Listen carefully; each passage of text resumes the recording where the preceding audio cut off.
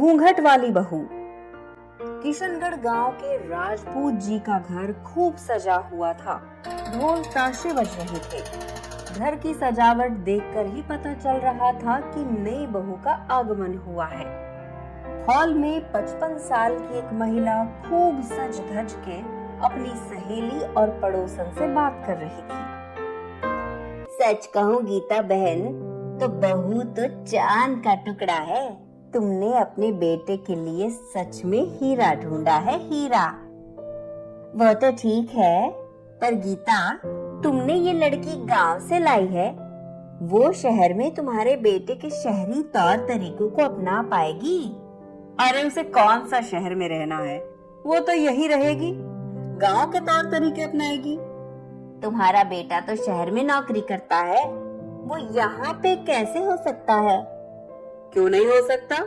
मैं भी तो यहाँ लंबा घूंघट लेकर सास ससुर की सेवा करती थी। कितने सालों तक मैं यहाँ रही थी। ये वहाँ शहर में रहते थे, 6 महीने 1 साल में गांव आते थे। तब की बात और थी, अब जमाना बदल गया है। तुम्हें भी नए जमाने के साथ बदलना होगा। अपनी सहेली के समझाने पर भी गीता ने अपने मन का ही किया। कुछ दिन बाद अपने बेटे को अकेले ही शहर भेज दिया और बहू रजनी को अपने पास रख लिया। रजनी गांव की भोली भाली लड़की थी। एक दिन, बहू, तुम्हारा घूंघट क्यों छोटा है? आधा चेहरा दिख रहा है तुम्हारा। अच्छे घर की बहू को ये शोभा नहीं देता। पाप लगता है, पाप। संस्कारी बहू घूंघट में ही रहती है। वो काम करने में थोड़ा सरक गया होगा। मैं जब इस घर में आई थी तब पूरे घर का काम तुमसे भी लंबे घूंघट में रहकर करती थी। मजाल है कि घूंघट सरक जाए। इसी तरह रजनी को गीता के साथ रहते हुए 6 महीने हो गए। इधर मनोज अकेला शहर में रहता था। मनोज 6 महीने बाद गांव आया। माँ, इस बार मैं रजनी को अपने साथ शहर ले जाना चाहता हूँ। अरे, अभी बहू नई है, उसे तो शहरी तौर तरीके के बारे में पता भी नहीं है। माँ, जब रजनी शहर में रहेगी तब पता चल जाएगा ना। ले जाओ, मैंने उसे ऐसे रंग में ढाला है कि अब वो वैसी ही रहेगी। 1 हफ्ते के अंदर तुम खुद उसे यहाँ छोड़ जाओगे।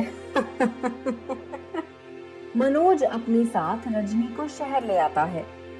रजनी घूंघट लेकर ही रहती थी और सारे काम करती थी। एक दिन मनोज से रहा नहीं गया और वो बोला, देखो, तुम गांव में रहती थी तब ये घूंघट लेकर रहती थी, तब ठीक था, पर अब तुम्हें घूंघट में रहने की जरूरत नहीं है। नहीं नहीं, माँ जी कहती है अपने से बड़ों के सामने बिना घूंघट रहने से पाप लगता है। एक दिन मनोज उसे अपने साथ मॉल लेकर गया। वहाँ भी वो घूंघट में गई। उसे वहाँ चलने में दिक्कत हुई, लेकिन उसने घूंघट नहीं हटाया। मनोज को बहुत गुस्सा आया। घर आकर, जब तुम इतने बड़े घूंघट में चल नहीं पा रही थी मॉल में, तुमने घूंघट हटाया क्यों नहीं? गिर जाती या खो जाती तो? तुम्हें तो ठीक से रास्ता भी नहीं पता होगा। घूंघट हटेगा तो दिखाई देगा ना। आप समझते क्यों नहीं? मैं ऐसा नहीं कर सकती।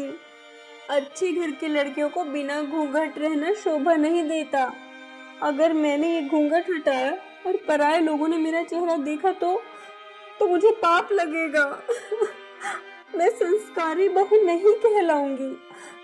मैं धीरे धीरे शहर में भी घूंघट के साथ रहना सीख लूंगी।